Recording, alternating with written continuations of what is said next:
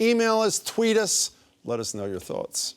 The three members of tonight's caucus will share theirs. Now, former state treasurer and 2002 Democratic candidate for governor, Shannon O'Brien. Hello, Shannon. How are you?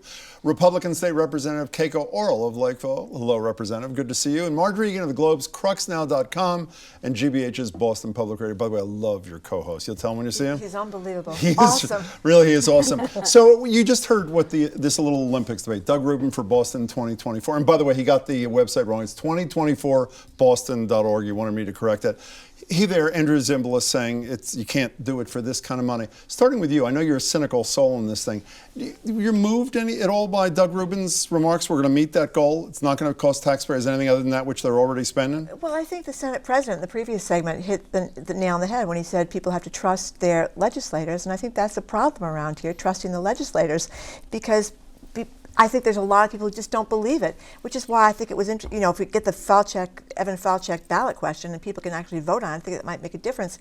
But, I thought, Professor Zimbalist, and I am skeptical about the Olympics, when he said that we are cutting a stick of butter with a sledgehammer, to get the tea improvements, we have to go through all this process. So I'm still where I am before. Let's go for it and hope we lose. Where are you? I mean, it sounded to me, Stan Rosenberg denied this, that where the legislature is going, there's an oversight bill that two of the lieutenants for Speaker DeLeo have proposed. Where are you? Should the legislature do something? Should the public weigh in? Where are you, Keiko Orrall? Again, it's a trust issue, and I think that we do have to have trust in our elected officials and the ideas that we're not trying to spend public funds for this. But with the appointments last week of Governor Patrick to head up their... Does that make you nervous?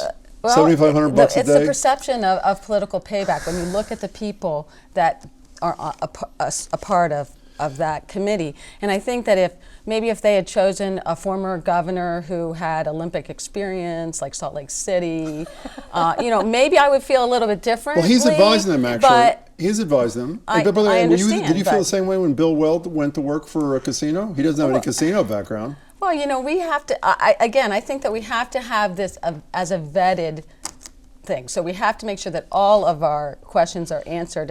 And that's where I think people are nervous about investing into something that's... Should we trust you were a former legislator when you were young and Yes, irresponsible. So should we just trust the legislature to take care of this for us? I think they're going to have to do a better job of being more transparent, and I think that whether it's the salaries that they're paying the consultants, the plan that they're looking at. I'm still on the fence right now, but what I like is we're at this sort of inflection point. One, with all of that we've seen that needs to be invested in our infrastructure in the MBTA and other things as highlighted by this last storm, I'm hopeful that we can actually have a concrete decision about infrastructure and that the Olympics forces that issue, because you have a new governor who's going to have to set a whole new bunch of priorities. What those priorities are and where the money gets spent, if there can be an overlap there, I don't think that's a bad thing. So you're on the fence leaning towards yes, it sounds like. Probably, yes? Yeah. Okay, fair enough. There are a couple of headlines in this morning's papers that I wanted you to take a look at. One was from the Washington Post, which said, will Clinton's experience be a liability? That, of course, is Hillary Clinton. The other one from the New York Times, Hillary Clinton faces test of record as women's advocate. The latter one, Shannon O'Brien, was about the fact that a ton of several Middle East nations, which have horrible records on violence against women, suppressing women's rights, were giving millions of dollars to the Clinton Global Initiative while she was Secretary of State. Is that not a serious problem for her candidacy, or shouldn't it be? I think all of these issues, whether it's the emails, the private emails, or what's been going on with the Clinton Foundation, the fact is she's the leading candidate right now for the Democratic nomination for president. So they're going to be looking at everything she does with a very, finely honed microscope. You're a Democrat. Aren't you troubled that nobody else is even a serious candidate, is not even contesting this? Well, I mean, I think that while I think that primaries are good things, I also think that, I'm supporting Hillary Clinton. I think she'd be a great president. I certainly think that all of this vetting is good for her right now. I think she's going to have to address it, but any candidate is going to have to. My guess is you're not supporting Hillary Clinton over these things? Well, I think it's the start of being done. And I think that what the American people are concerned about is the scandal and the secrecy, or the appearance of that secrecy with the emails and with this troubling relationship with those in the Middle East. You agree with her, don't you?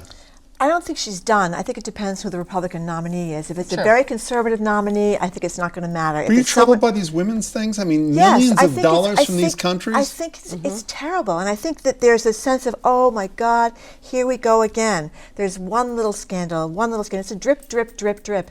And if it drips too much, it's devastating. But it's not devastating if she runs against someone But that's it's very also a conservative. scandal because they go after her. They went after Bill Clinton when he was president. They've gone after her. I mean, part of the reason that you have these issues is because I won't say vast right-wing conspiracy, but there has been an industry out there that has gone after both Right. Bill and Hillary Clinton, and it's been nonstop. I got to hold you there for a second. I want you to look at a video, and if any of you can guess what it is accurately, you get to win a WGBH valued mug. Look at this video and tell me, does anybody know what it is?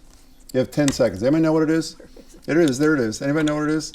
No. It has to do with the change in the time. Very nicely daylight. done. Wow. Very You don't get a good. mug. You have one already. That is 6:40 yesterday because of daylight saving time. Take that You're a picture? farmer. I did not. You can. You're a farmer, correct? Yes. The only two groups of people everybody Farmer's says who wife. hate daylight saving time are criminals because they want it dark at night, and farmers. Where are you? No, I'm happy for more sun, more daylight. So can you Absolutely plant your happy. crops in the morning when it's dark? We're happy to have daylight You're savings happy. time. Happy. How about you, Yes. quickly? I'm so happy, except my daughter leaves for school at 6:30 a.m. It was really dark when Miner's she left. hat. How about you, Hillary Clinton? How about you, Margery I Eagan? think we can all go home at like 6 o'clock and stand underneath our ice dams and watch them all melt Right. You are in so the right. bright sunshine. Shannon O'Brien, thank you so much. Keiko Orrall, good to see you. Margery Eagan, I will Nice see to see you again, tomorrow. Jen. Yes, I will.